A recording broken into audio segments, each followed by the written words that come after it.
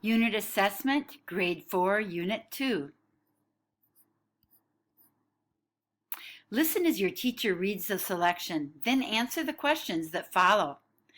This article is mostly about A, the new Cherokee settlements in present-day Arkansas, B, white settlers moving into the lands of the Cherokee Indians, C, the invention of the Cherokee alphabet, D, the teaching career of a Cherokee named Sequoyah.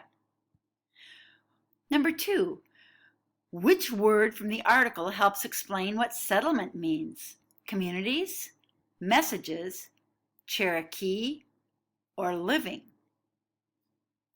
Number 3, Cherokee tribal leaders were worried and unhappy after Sequoyah drew a sign for every spoken word in the Cherokee language. Sequoyah taught many thousands of Cherokee to read and write. C, the Cherokee people were able to write to one another.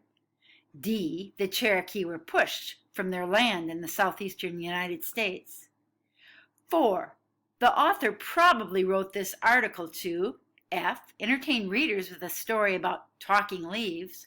G, inform readers about the development of the Cherokee alphabet. H, explain why the Cherokee were pushed from their land. Or J, persuade readers that alphabets are important.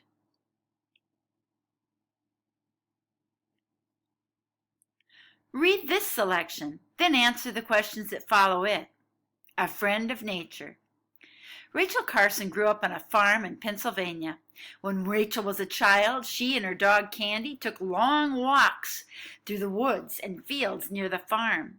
They looked at the plants and listened to the sounds of birds and other small animals. Rachel's mother, Maria Carson, encouraged her daughter's curiosity and love of nature. She helped Rachel understand that people were a part of nature, not separate from it. Paragraph 2. Maria did a good job. Years later, Rachel Carson wanted to learn more about nature. She took classes in biology. She spent many hours walking through forests and fields with her teacher, Mary Scott Skinker. She studied the plant and animal life she found there. Before long, Rachel knew she wanted to be a scientist. Carson's work soon led her to the Massachusetts coast.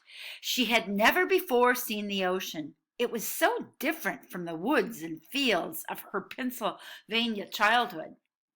Rachel spent many weeks near the tide pools, which are rocky areas on the edge of an ocean that are filled with seawater. Here she saw unusual creatures she had never before observed. There were starfish in shades of bright red and light pink and crabs of all sizes, rushing to and fro like scurrying insects. After she took several trips to the Maine coast, Rachel decided to write a book about the sea. Because the sea meant so much to Carson, she wanted this book to help people discover its great beauty and the dazzling variety of life that it sheltered. She also wanted people to know that their life on land depended on the sea.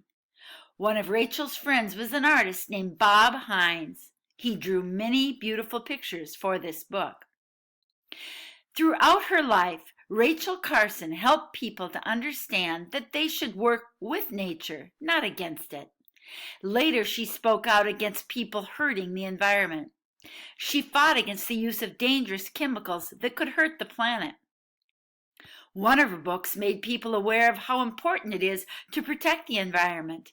In this book, which she called Silent Spring, Carson warned that if we do not take better care of the environment, we could lose many animals.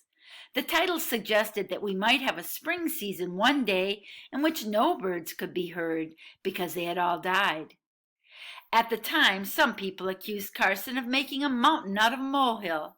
Today, many people feel that this book started the movement to save the environment. People did not always agree with Rachel Carson, but she fought for what she believed. In time, more and more people came to understand her point of view.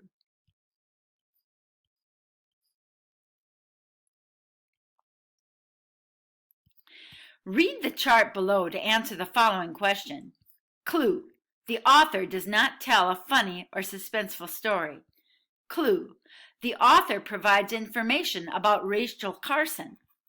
Clue: the author does not generally try to influence readers. Which of these belongs in the author's purpose box?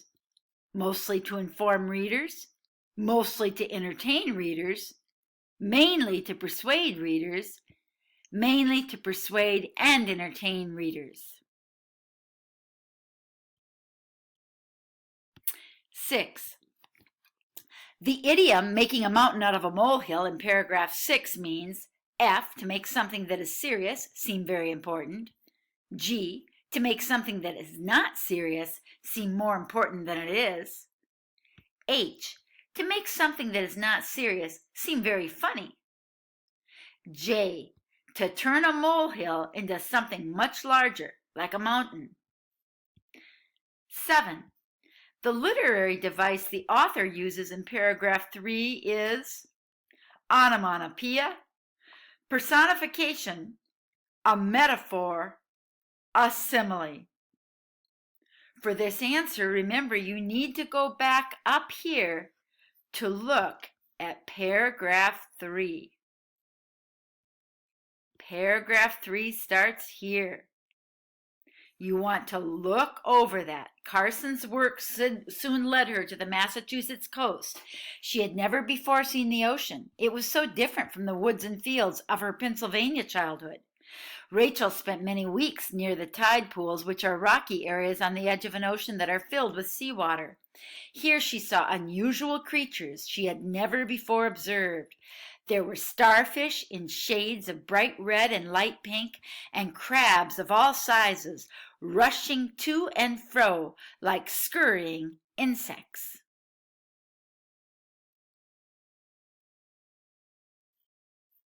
Remember the question.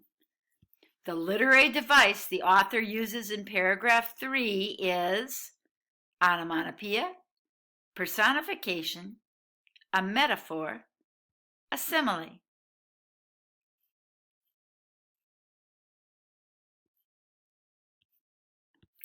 In paragraph 3, the word unusual means not usual, usual, usually, very usual. Number 9. Rachel decided to write a book about the sea because A, she wanted people to discover its great beauty, B, she wanted her friend Bob Hines to draw pictures for the book, C, people did not always agree with her, or D, she wanted to make a mountain out of a molehill. Number 10. What is A Friend of Nature mostly about? Use details and information from the article to summarize the main idea of the text.